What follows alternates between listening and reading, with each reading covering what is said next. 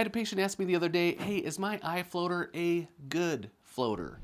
Now, while there might not be any good floaters, I'm guessing what they meant is my eye floater considered a normal floater, or is it one of the dangerous eye floaters? So here are three specific things, three specific signs to know if your eye floaters are considered a sight-threatening type of floater. Now, just so we understand what these floaters are, typically what people experience when they are looking at a bright background, maybe a bright white wall, they go outside and look at the bright blue sky, or they're looking at their bright computer screen. Sometimes they might see these little specks of dust or spots, or sometimes little hairs or folds in their vision that float across in and out of their vision. Sometimes they notice them, sometimes they don't. And a lot of time people have these for years and notice them for years, and it just becomes part of their life. And this is considered maybe the good or normal type of floaters. And what these actually are is inside of the eye there is a jelly type of substance called vitreous or vitreous gel. And this vitreous gel can be made up of a type 2 collagen and some proteins, and that collagen can break down just like the collagen in our skin can break down, and it will clump together or fold in on itself. And if you look at a bright background, that light will cast a shadow of that clump or the fold onto the retina. And so you are seeing the shadow of those little clumps of gel and collagen. And these are considered very common. In fact, people tend to get more or gradually more floaters as they age, but it is pretty common to have them in younger ages as well. Remembering as far back as I can, I always remember having eye floaters. In fact, a lot of people can be born with eye floaters. But like I said, you can get some new floaters as you age. In fact, I just barely got a new floater a couple weeks ago. I notice it a lot when I'm staring at a computer screen and it's driving me crazy. And I've looked everywhere in my eye, in my retina. I've had an eye exam and I'm fine. I don't have a retinal detachment or anything scary, but it's still annoying. But yeah, I just have a new floater and it's driving me crazy. So that being said, if you have a new floater or you've had floaters, how do you know if these are the dangerous floaters that can be sight threatening? Well, here are the three signs to look for. Number one is flashes of light or lightning bolts in your vision. And likely if you tell someone about your new floaters, if you tell an eye doctor's office, that's usually the top question that they are going to ask. Hey, are you having any flashes of light, lightning streaks in anywhere in your vision? And the reason for this is when the gel of your eye is breaking down, it's shrinking a little bit, it can pull on the retina. There is a little bit of vitreous traction or pulling that gel does on the retina. You can think of the gel kind of stuck like Velcro on the walls of the retina.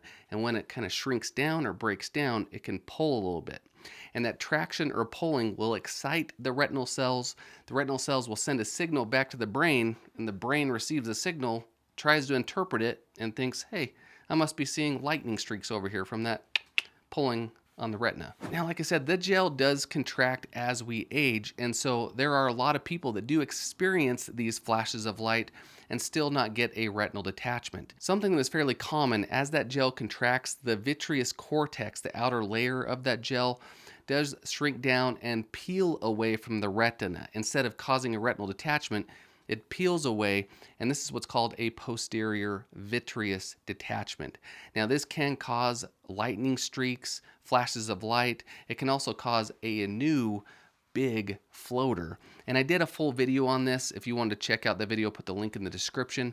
But yeah, that is something that can happen, but it's not necessarily a retinal detachment, but you still do need to get it checked out to rule out the retinal detachment. Second sign is a peppercorn shower, or a shower of these tiny little dots in your vision. And these can be small dots, even smaller than some of the floaters that you might be seeing.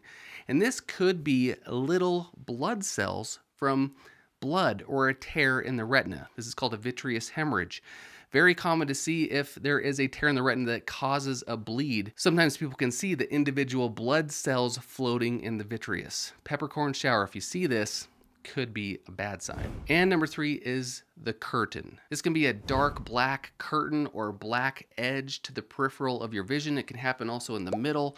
And this is a common sign for a retinal detachment. This is where it's getting really serious. That means the retina is torn and is continuing to tear, especially if you're noticing that curtain or that edge is coming closer and closer to the central portion of your vision. If this is happening, you need to get right in as soon as possible to get it checked out. In fact, if any of these 3 signs, you're seeing new floaters with flashes, peppercorn shower, edge curtain in your vision, yeah, do not waste any time. If it's a weekend, weeknight, call your eye doctor right now and go get it checked. Because if you let this go, this can definitely cause permanent vision loss, even blindness. So to make this as simple as possible, if you have a new floater, even if it's one single floater, go get it checked out just to make sure. That's what I did when I got my new floater. But if you have this floater or new floaters with any of these 3 signs, then yeah, you need to go in right now, turn the video off, call your eye doctor,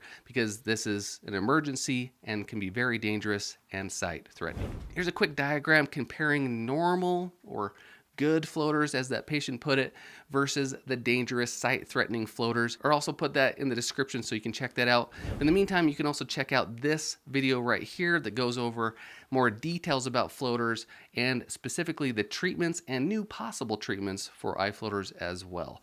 If you have any questions, leave them in the comments. Stay focused.